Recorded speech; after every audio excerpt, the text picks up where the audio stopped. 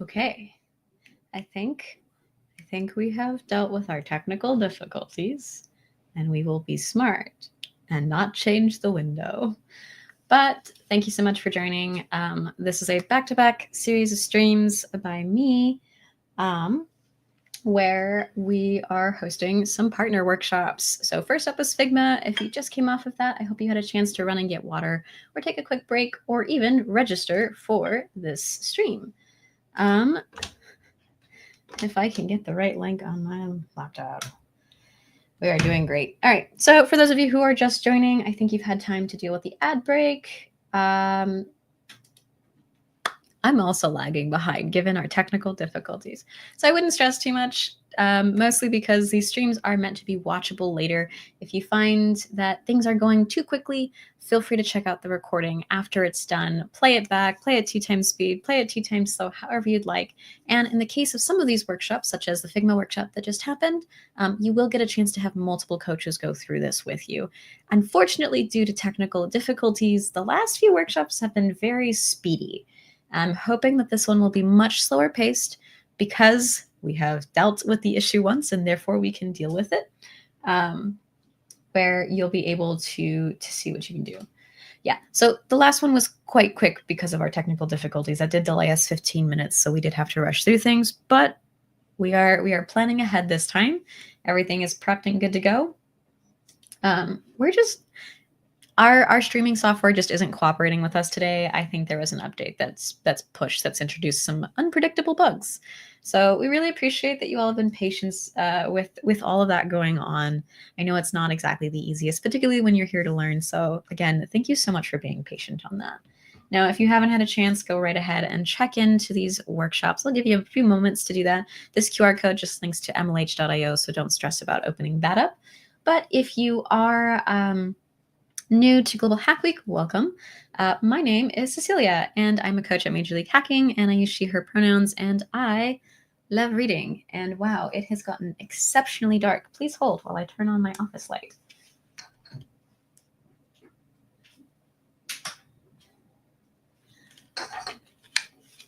It is normally not this bad, but we have a storm coming in. So I was going to go biking later. I don't think I'm going biking. Anyway, this will be a much slower stream now that we know how to deal with things that were happening. So I'll be teaching you how to do some Git for the next hour. Any questions, as always, feel free to ask them. I'm more than happy to answer them, presuming no technical difficulties delaying us. And let's go ahead and get started. So if you have never worked with Git before, don't worry, I got you covered. If you have worked with Git before, but you are a little uncomfortable with it or not super sure of where to start, again, got you covered. We'll get you access to the Student Developer Pack. We'll learn more about version control systems in Git, and then we'll actually walk through using Git and other tools like Visual Studio Code's integrations with Git. Lots of chock-full information. Again, feel free to double check things or to go back and rewatch things. There is no harm and nothing wrong with going back and rewatching videos. The amount of times I've had to go back and rewatch videos, it's a lot. It's just a lot. So, exploring Git and GitHub. Well, GitHub is a cloud platform for code collaboration, and it uses Git, which is a version control system, to host anything like your repositories, your projects, and you can access it as long as you have an internet connection. So another way to refer to GitHub is like Google Drive, which enables you to store files and access them and share them with folks, but it also lets you edit them, such as Google Docs. Where Docs is more of like your individual version control system or slides or sheets. So Git is the version control system for code. It tracks changes to your code, and it can be used with various tools, and you don't even need an internet connection to use it. So again, thinking of it like Google Docs history feature for code. And now our goal is to get you pretty up to speed with Git in an hour using the most common commands you'll probably run into as you get started with open source work, or as you decide that you want to host projects and just practice and get familiar with things. Now, there are manuals that you can use, such as the mlh.link/gettrained or mlh.link/git. I personally use the Git cheat sheet a lot. And you may see me pull it up during this stream, so that way I can show you how I might use it. And sometimes even I get confused by those docs and that cheat sheet.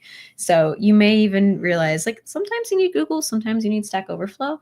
But remember, with great power, Git, comes great responsibility, because Git lets you turn back time. And that's terrifying. So as for why you might use GitHub over Git locally, well, there's a lot of things that GitHub can give you, such as GitHub Copilot access or GitHub Actions, which lets you automate various things such as continuous interface or continuous integration and continuous deployment. You have all sorts of like organization aspects, such as teams, organizations, roles, and like community discussions and so on. But it also lets you review code too. So you can do pull requests or discussions on code, code reviews, etc.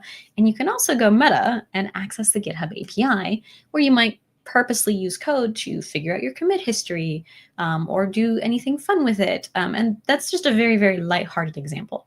There's plenty more you can do with the GitHub API. Point is, there is a lot and plenty more, and more coming, I'm sure. But for us, our goal is to give you access to the Student Developer Pack, which gives you access to more than that, which is still quite overwhelming. But the point is, as a student, you get access to so many resources. Personally, I've used the Student Developer Pack for a number of years. I love this thing. It always gives me access to a lot of different technologies and tools that I might not have initially considered using. And for the remaining duration of while I'm a student, it's especially valuable because it's free. And it gives me access to things that I would have normally had to pay for. So go ahead and check out mlh.link/GitHub to get started. Where if you do decide to join the Student Developer Pack, some things to keep in mind as far as the acceptance criteria. If you submit, it will ask you for some form of proof of studentship. And so if you have an ID, make sure that that student ID has an expiration date on it. If the expiration date is not there, then you will need to add a screenshot of your current transcript, not an official transcript. I mean like the free unofficial transcript. So that way you can prove that you are currently an active student. You'll need to make sure that you have your name, your current schedule, and I think some other information as well. But if you do run into issues, there is a forum for you to go ahead and say, how do I get access to the Student Developer Pack? And there will be a number of folks who have submitted issues that maybe some things weren't updated, like your billing information. So I would highly encourage that you get access to the Student Developer Pack.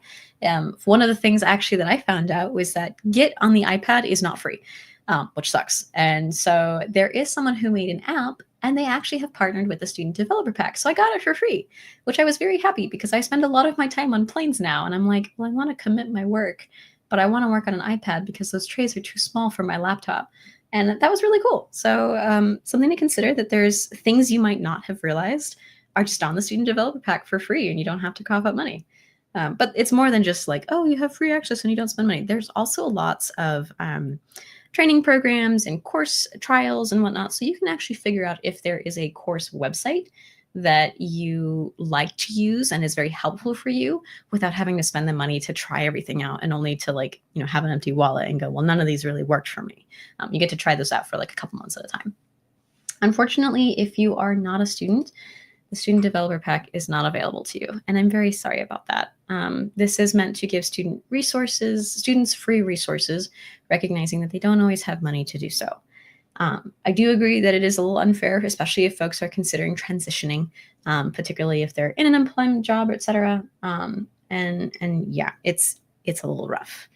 So, but that is feedback they can absolutely give to GitHub and MLH through any of our discussion forums or Discord, etc.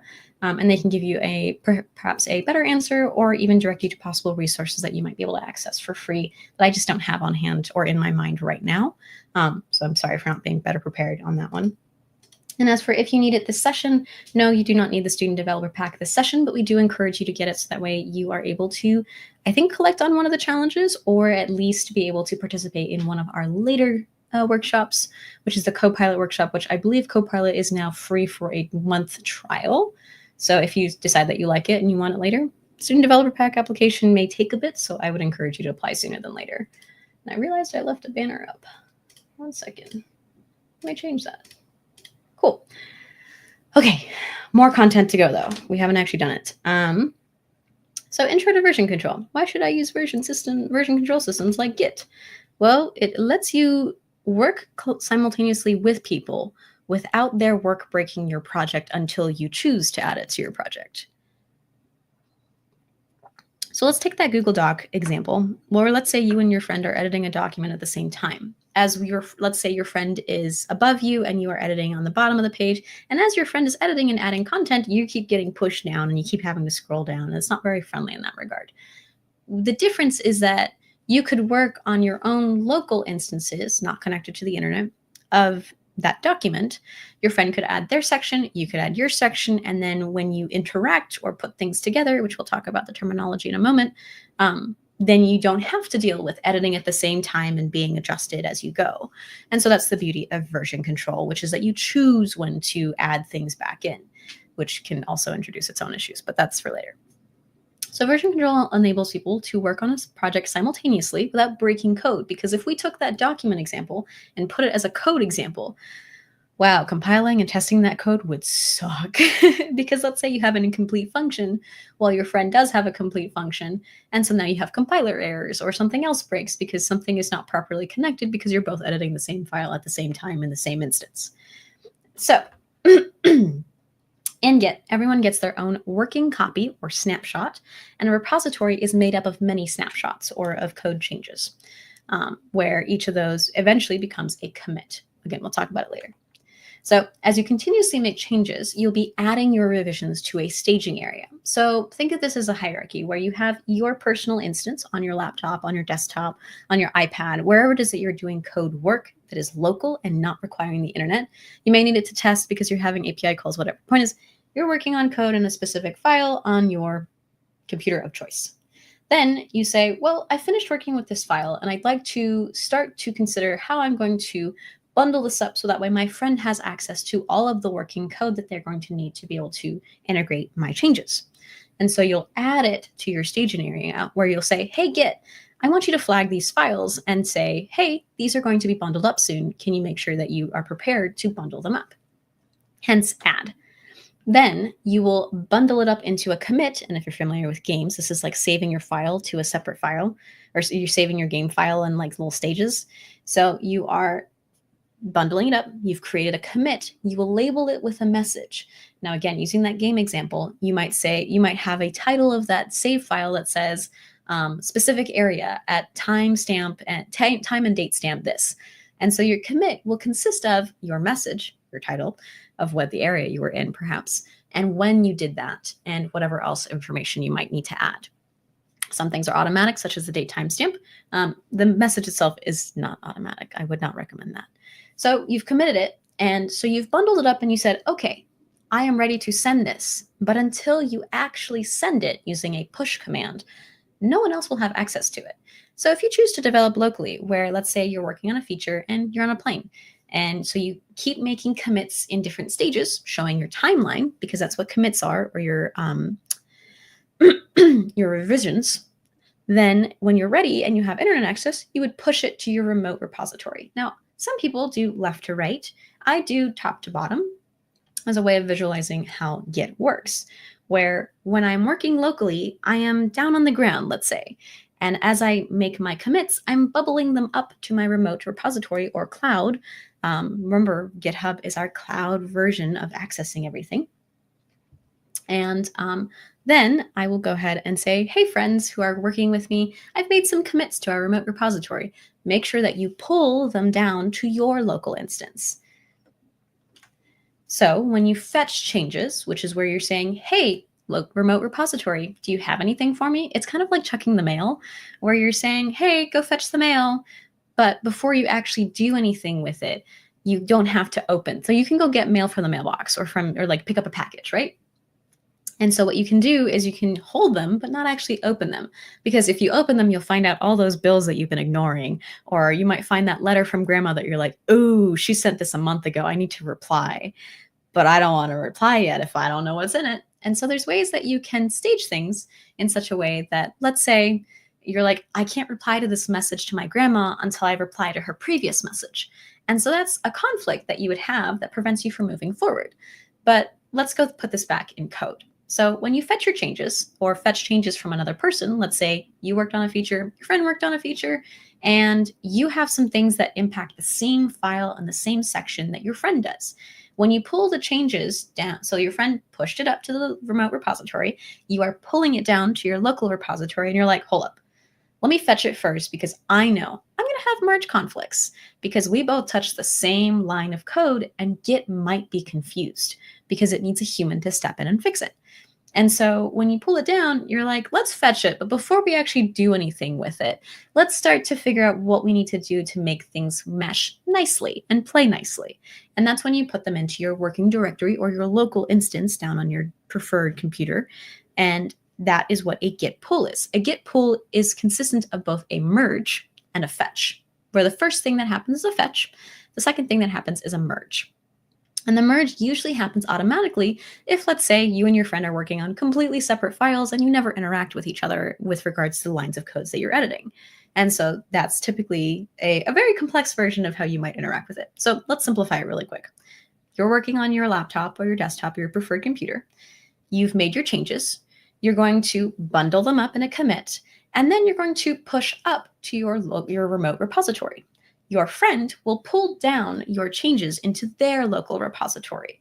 But in order to pull them, they must first fetch them, determine if there's merge conflicts. If there are no merge conflicts, merge automatically. If there are merge conflicts, you're going to have to sort them out. We'll talk about that later, though. But now that you have a general idea of work locally, push cloud, cloud, pull locally, merge, repeat. You need to make sure that you make those commits after you've added things. Otherwise, those commits don't exist and nobody knows what's going on. Okay, so all these different stages allow us to gradually deal with any possible issues that could occur. But if we don't know what's going on, there's a chance we're going to get overwhelmed and confused, which is where this workshop comes in to help. We're going to walk you through a decent amount of that stuff, which is going to be your typical walkthrough. So if you have not installed Git, go ahead and install it. And I'm going to go ahead and share a link to go ahead and get Git. Now, I already have Git installed on my desktop, which is what I'm currently using. I was originally going to use my MacBook because last Git workshop I did, it was on Windows. And I thought, hey, it would be great to have multiple versions to showcase what's going on between different systems and have different versions. Given the current technical difficulties of StreamYard, we're not going to play games with that today. So if you are using a MacBook, I do know how to get you started. I do know how to answer most of the questions. But yeah, I can't show you both, unfortunately, because I'm really scared of not sharing a screen and having to waste 15 minutes. Okay. Fantastic question. The way you can actually test whether you have or don't have it is if you open up your preferred command line interface, your CLI. If you're on a Windows machine, that's generally going to be PowerShell or Command Prompt. If you're on a MacBook, you might be using Z Shell, Bash, depending on how old your Mac is, or you might be using some other terminal of preference, at which point I have not mentioned it because you probably have chosen a specific custom one. But the point is there are multiple types of terminals. If you're on Linux, I believe it's called Terminal. So like Windows key or special key or Apple key or command space, and you would type in terminal or xterm or whatever your preference is. Once you've opened that up, you're going to type git space version. And if there is a Git installation on any of your systems, it will return a version. If it doesn't recognize the command git, it means you don't actually have Git. So with that, once you follow the download, you're going to actually use wingit install these things for Windows, or brew install git if you don't already have it on your MacBook.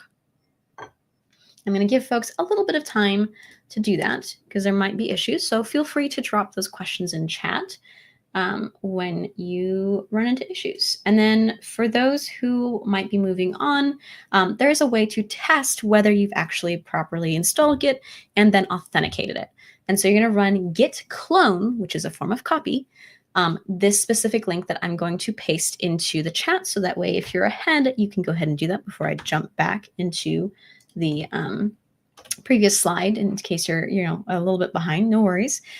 So if you can clone that successfully, you're good to go. Pause there. We'll keep going after that. But if you're not there, again, we'll come back to it. I want to go back to the slide so that way anyone downloading things has the relevant commands that they need. Otherwise, if you have Git installed, you're going to type git clone and then the link I pasted in the chat. And so I can go ahead and do that in the meantime. I have a Git bash window open because I have Git installed on my desktop. I'm going to go zoom in, and I'm going to go git clone. Actually, wait, I need to change directories. This is for me specifically. You don't have to do this. And then repositories. Okay, so I'm going to git clone. So notice I'm using a preferred terminal of mine where I use git bash whenever I need to do git things because it's just an isolated terminal. That's just how I installed git for my end. I preferred it. As you can see, any terminal should work. Git bash preferred. I prefer git bash. I can do git version. It's probably out of date. I have a 2.3. I think we're on 3 actually. But I'm going to go ahead and git clone. I think it's like shift insert. Right click. Beast. Yeah.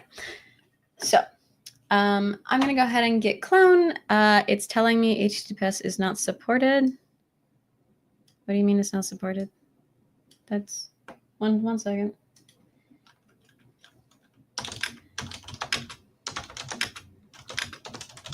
I've never run into that. Is it just an HTTPS thing?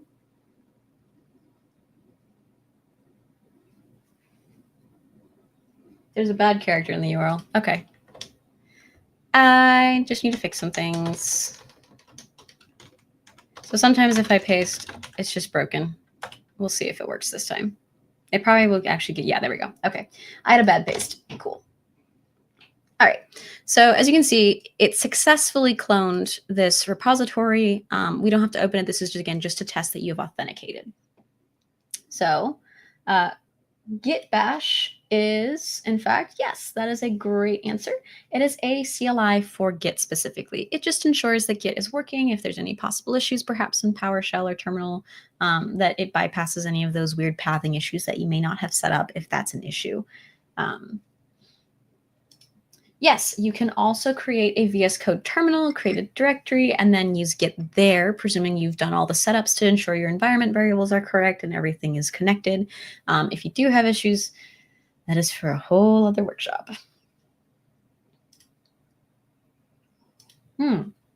What Git editor should you select? This is a matter of preference, but I actually don't. It's been so long since I've installed Git that I'm like, what Git editors come with? What Git editors are there? That editor. I see. So this is tenuous at best. Are the options that they're giving you like Vim or Nano or something? Or is it something like Git Bash versus something else? Because if it's a Vim, Nano, etc. thing, I'm going to tell you to pick Vim because I like Vim. But Vim is how to exit Vim is one of the most popular questions on Stack Overflow because people don't know how to use it, which I will teach you how to use it in this instance. However, many other people use Nano.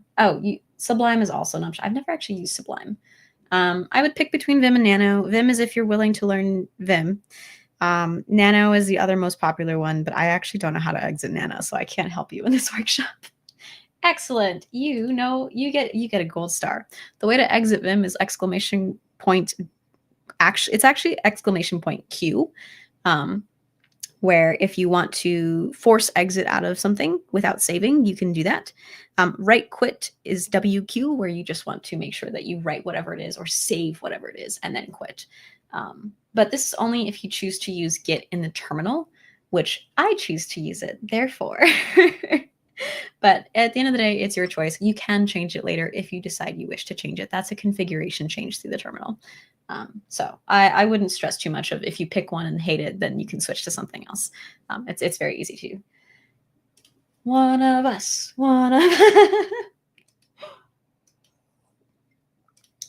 That's me. I'm too scared to try. I'm old-fashioned. I prefer Vim.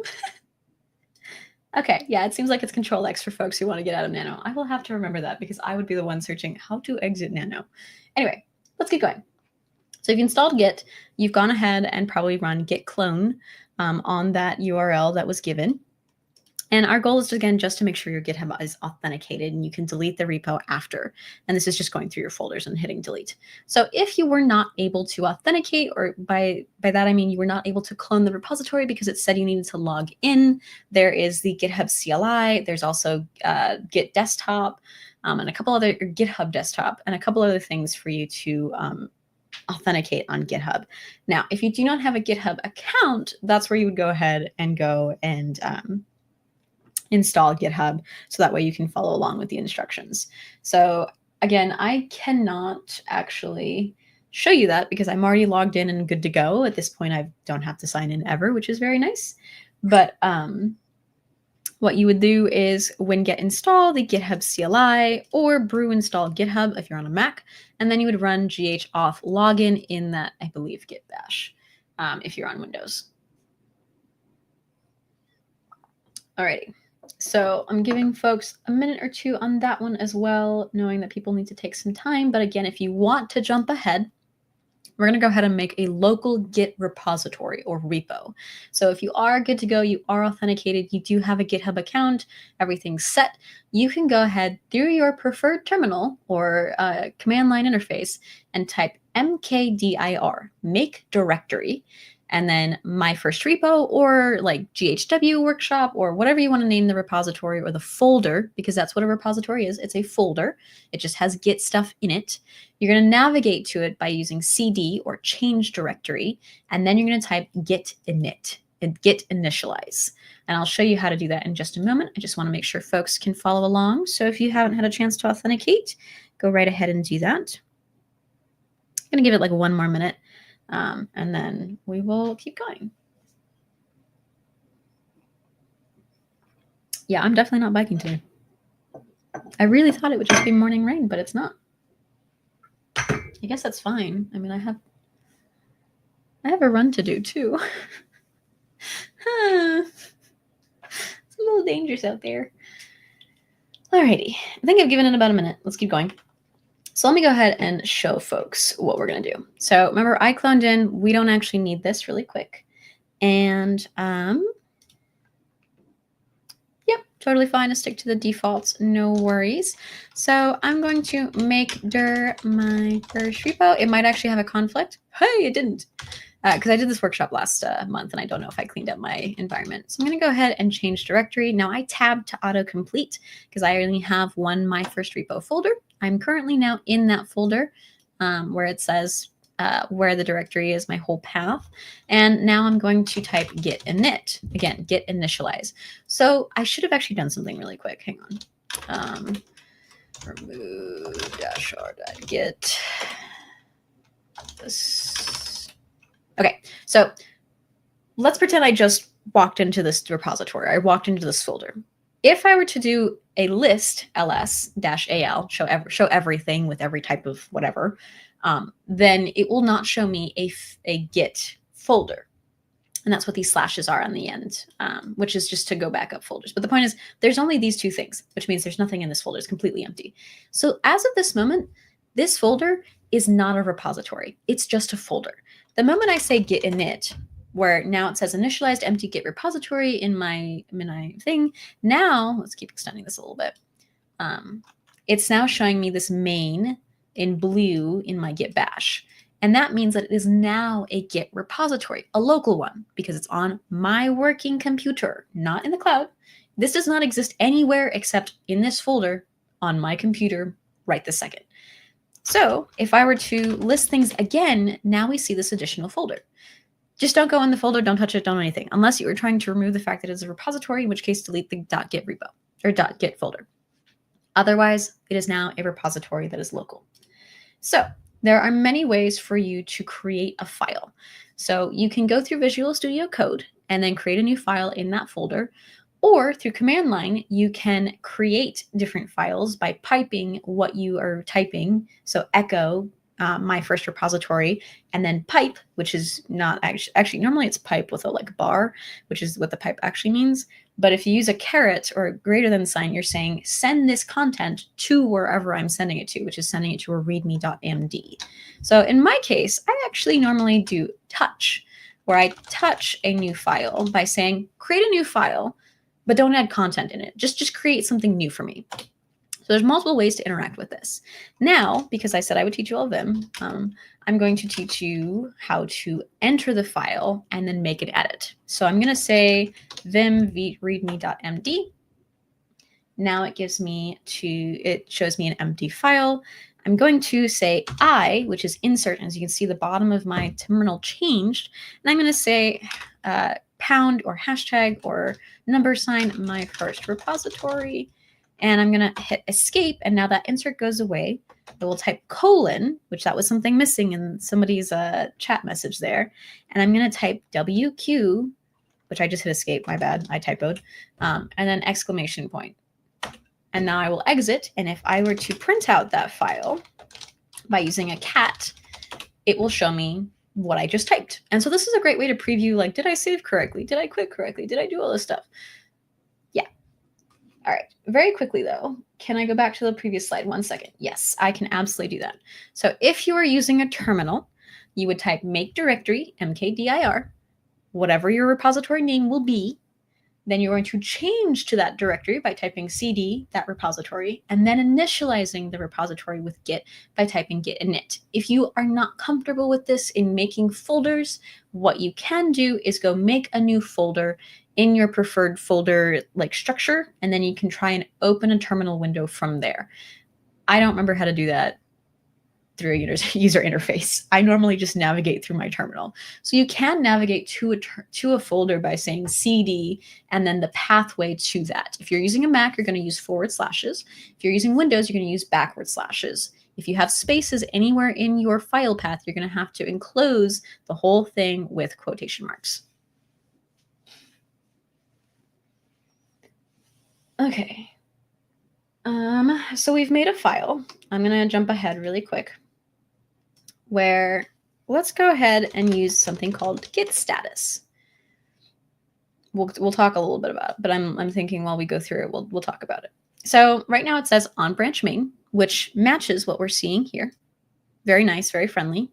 And what you can see is it also says no commits yet, which means we have no stage changes, we have no saves, we have no timestamps, nothing.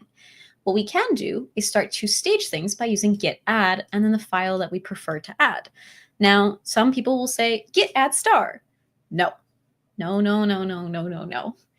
If you git add star, you are saying add everything, which when you are baby, like git person, that's sometimes fine. But let's say you are generating a project by using a React generation, and that adds like 20 billion files and all of the node modules. You do not need to commit all that. Please don't commit all that. The merge conflicts, bad. No, don't do it. Instead, have the most control you can, because with great power comes great responsibility. So have control over what you are committing by adding specific files or even specific folders.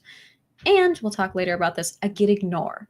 Git ignores are filters to make sure you don't add things like the node modules folder or environment files or secret keys, etc., when they're in a specific file. And so it says nothing added to commit, but there are untracked files present, which are these files in red. Now, if you are colorblind, there is a chance you may not be able to discern these, so it will tell you untracked files, and then eventually it will tell you tracked files. You can also use git remove to remove tracked files from something. So let's talk about that. So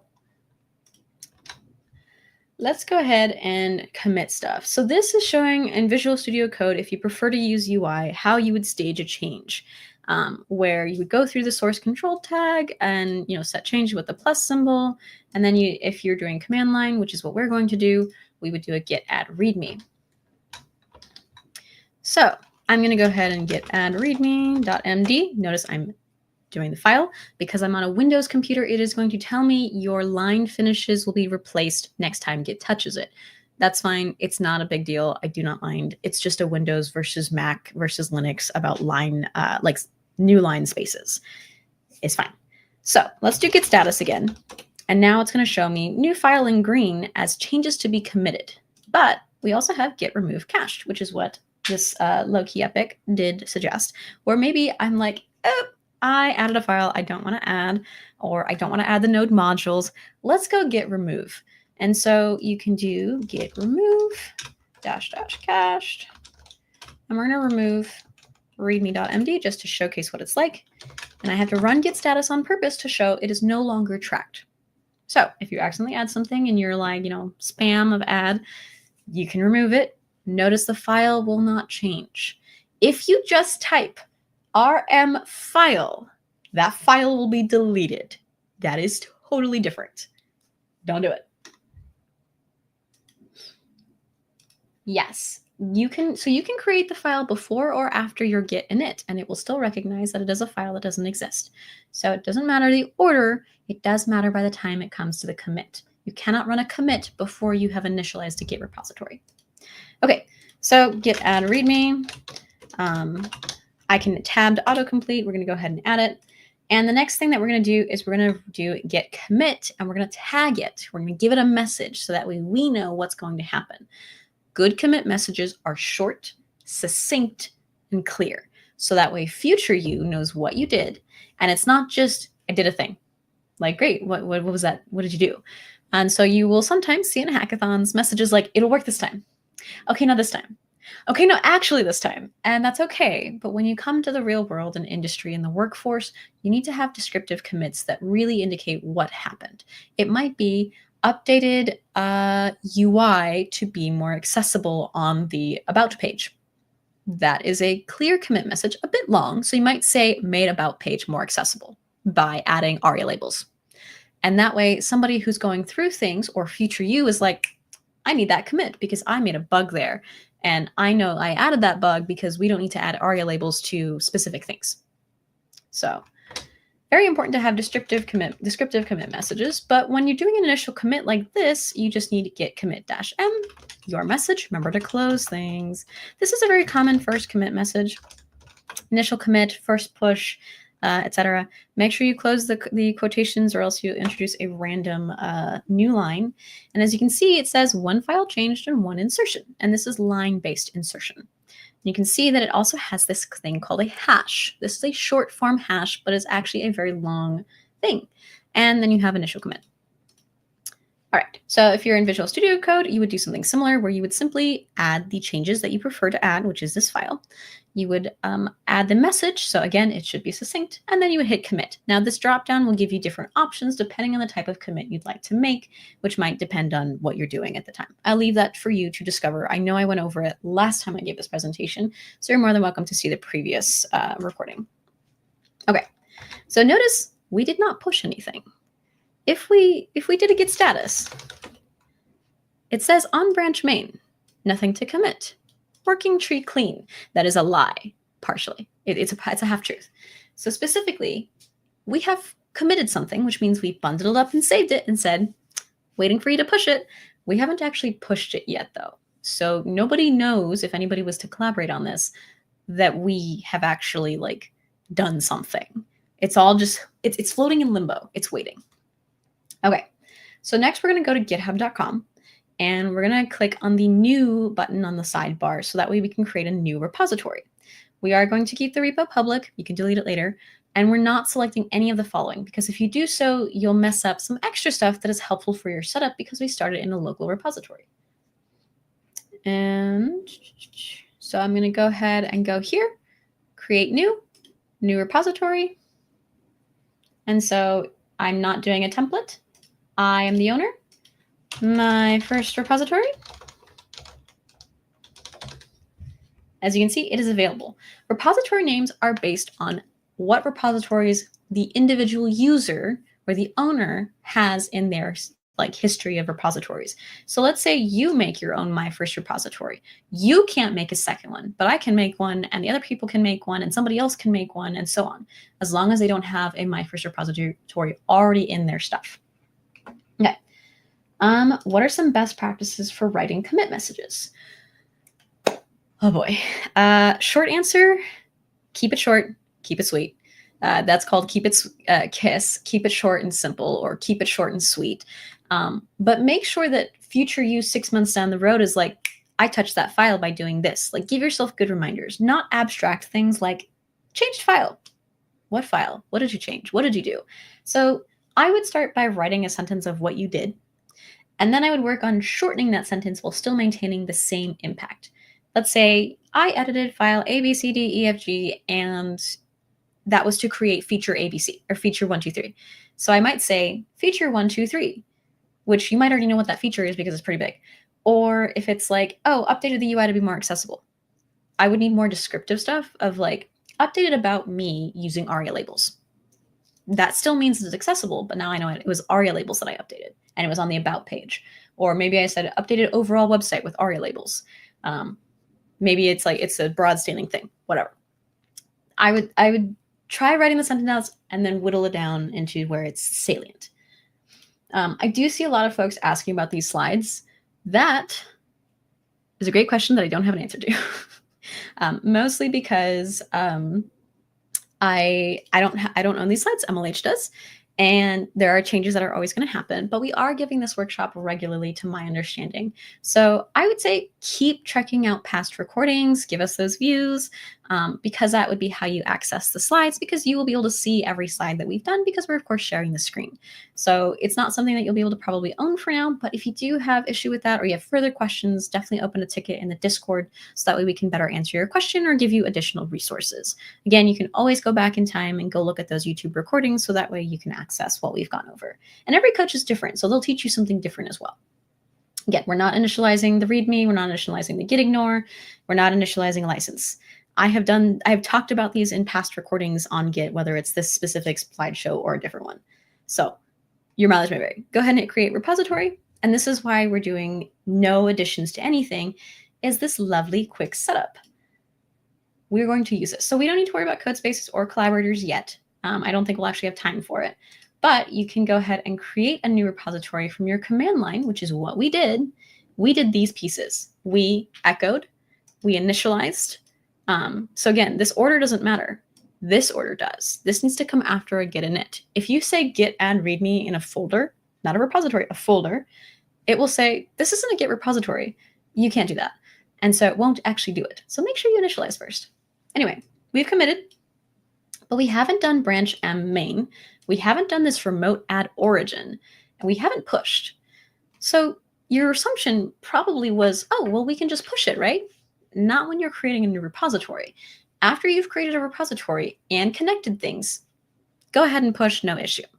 But let's say I have an existing repository, which at this point we now have because we've done, again, these pieces already, and we already have this branch. We only have to do these 3 lines instead. So you'll notice it's just a variation of these 3. So small differences, but not significant enough. So let's go ahead and do that. Now, this is something that doesn't really get done through Visual Studio Code. This is a GitHub to command line, although I think there might be something you can do, but I never remember because I don't use it. I'm really bad with UIs. But I'm going to go ahead and git remote add origin, and this is how I'm going to set up the connections. So right now, GitHub and my terminal or my local instance are not connected. Our goal is to connect them together by doing this remote add origin. And we're going to go ahead and type in the URL, github.com, and then my first repository.git. Okay, it's not going to give us a status message unless we fuck up unless we change the URL. I'm so sorry, I tried really hard. We're going to say git branch dash capital M main, just to ensure, hey, we are definitely on the main branch, and we're going to push the main branch when we set up these connections. We just want to make sure things are connected on the same way.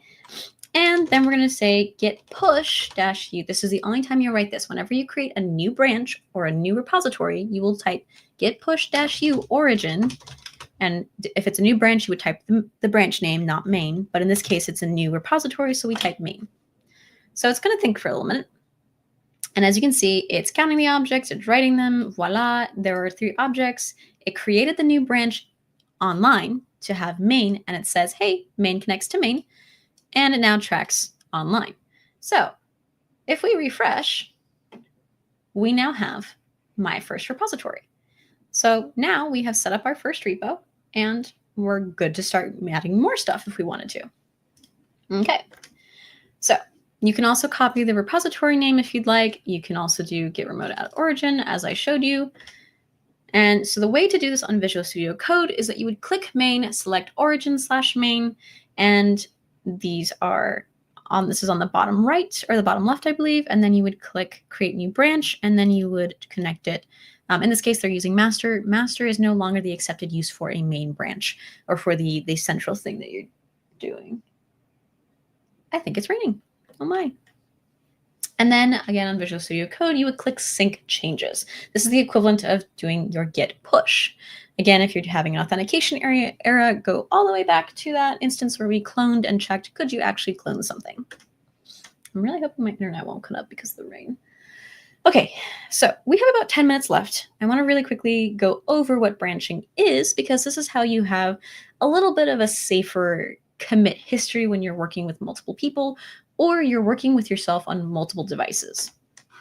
Okay, so if you want to understand branching, think of a tree where you will have your trunk main and you'll eventually branch off into things. But different from a tree, you will sometimes come back to the main trunk or main branch. And don't have a sneeze yet. The way that this works is they have a script JS on the main branch where you have your constant equals 5 and you have a for loop.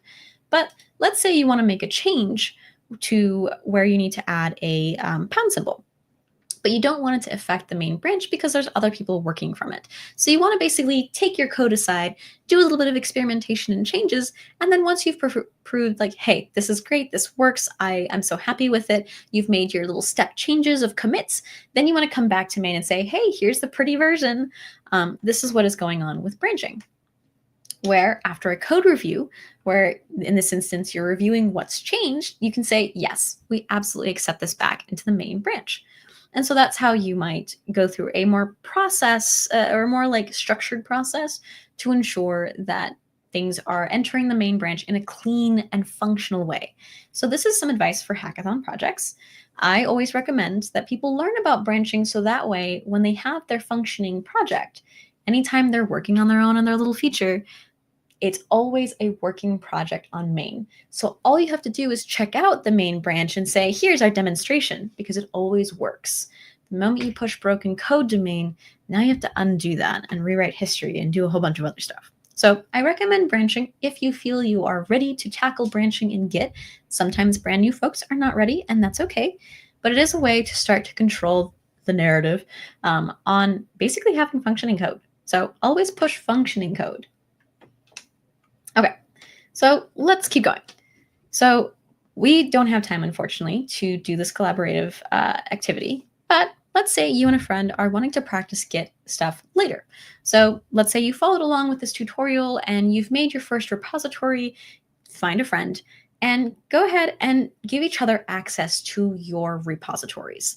So that way you can then clone the repository, or pick one, in this case, actually, rather than do both. Pick one, you're going to work off that. The person whose repository wasn't clicked or wasn't selected, go ahead and accept the invite and then clone it. And now if you remember how to do it from earlier, you can type in git clone. Visual Studio Code will also allow you to clone things. If you open a new window, it will say clone from Git repository. So you can go ahead and do that. Then your goal is to purposely fiddle around with what it's like to commit things to each other's stuff. So again, you're working with one repository. So let's say you want to you're the one whose repository was not selected and your friend is the one whose was. So you want to go through and say, well, I want to add that I'm also an author here by saying this is also my first repository, or this is my change, or, I'm so-and-so, whatever you want to do. So you're going to go ahead and edit the README file and add a new line, however you please. The second person is also going to make an edit. Same line. They're not going to pull things yet, but they're going to make their changes, and you're both going to commit, okay? You're both going to bundle it up and say commit. You're not going to push. So there's two versions. So one is where you push things, and then there's a second thing where you haven't pushed.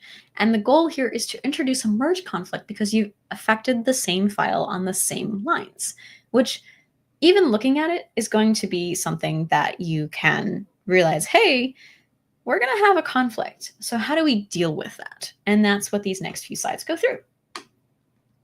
Unfortunately, no, I can't link the slides, but you can definitely revisit the presentation. That's why I'm going through these slides. So that way you can step through each thing, pause the video, play it back 2x speed or like 0.5 speed.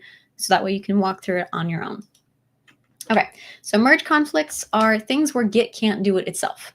if, let's say, things are chronologically in order and there's not really files that are edited at the same time by different or the same people, then you won't really have merge conflicts, and Git will just play things on top of each other, and it'll just merge things nicely like a zipper. But if it's not so nice, that's where you get conflicts.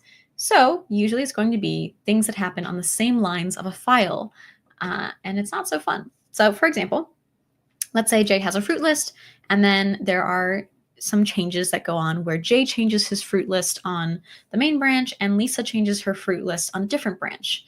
And so when you go to start changing things, because again, the same lines changed on number 1 and number 2, then what happens? And so for us, we're like, oh, of course, we like talk about it and say like, oh, we want this one and this one, but not this one. But Git doesn't have conversations with itself. Git is not human. So you have to have that conversation with the code. And so you'd have, again, that conflict on that first bit, but second isn't affected. And so it'll look something like this in Visual Studio Code, where you'll have those brackets saying, hey, Jay's changed. So it depends on who you're looking at. If you are Jay in this example, where you have made a change and Lisa has made the change and you are about to accept her change, it will say that you have your current change and the incoming change is Lisa's change. Vice versa. Let's say you are Lisa and you are trying to push things, but Jay has already pushed their stuff, then things would be flipped, where your change is now going to be the incoming change for Jay. So there's different ways to like look at it. It gets very confusing. The point is, be on the branch you want to deal with the merge conflict on, and then pull in the other stuff. It's just easier to visualize it from you, where you are the current change and someone else is Lisa. Just visualize it that way. It's just easier. In order to resolve this conflict, there's a couple different things. You could choose either your change or Lisa's change, or you can merge the changes. And the way to do that, of course, is just fixing the text itself. This is all text. So you can delete the line here, number 1. You can delete all these brackets, delete head, delete these equal signs, and then delete these change fruit brackets, etc. And that's a way that you would merge everything together. Or you might say, I want to accept the current change, which is Jay's. Or I want to accept Lisa's change, which is the incoming change. Or accept both changes. Or compare them, because sometimes it's a little confusing. So in terms of resolving them, you will each pull stuff. There are different ways in which you can resolve things. I usually have merge conflicts on very small scales. In the industry, that could be very different. So I usually manually edit the text file itself, because it will tell me, hey, it's on these files, you need to go deal with a merge conflict, and I'll go remove the stuff and like pick which one's left. If you use Visual Studio Code or an IDE or something else, or like a tool, they will say like, pick one of the two, and then it will resolve it for you. There's also a rebase, which if you would like to get into advanced topics, you can go ahead and look into things. That is for a later topic, but that is also an option. And then once you have resolved what changes you want and what conflicts you don't want, remove the conflict markers. And then, like normal, because this is a type of bundle it up and save, so that way nobody else runs into this, you need to make sure that you commit those changes. So you can type things like resolved conflict or chose A over B or whatever it is that you'd like to put. So that way you ensure like there was a conflict here because something was out of date, somebody changed something, there was miscommunication, whatever. Resolve conflict is sufficient though. Okay. And afterwards, talk about it. How could this have been avoided? Usually it's a matter of communication. In industry, it can be a little more complex. But as you run into it, the best way to do it is talk it out with the person at the table, or just give people heads notice and say, hey, we're going to have a merge conflict. I had to do this thing. In which case, there are ways to get around it where you might pull things like, hey, they're going to go pull things. I haven't touched this file. I know I'm going to touch it later. Let me go pull those changes in, so that way when I get to it, it's not going to be a conflict when I push it back, because I will already have that update. Rather than, oh, they're going to do a thing and it's going to touch a file that I need to edit. I'm just going to keep going, and then we'll deal with a merge conflict later.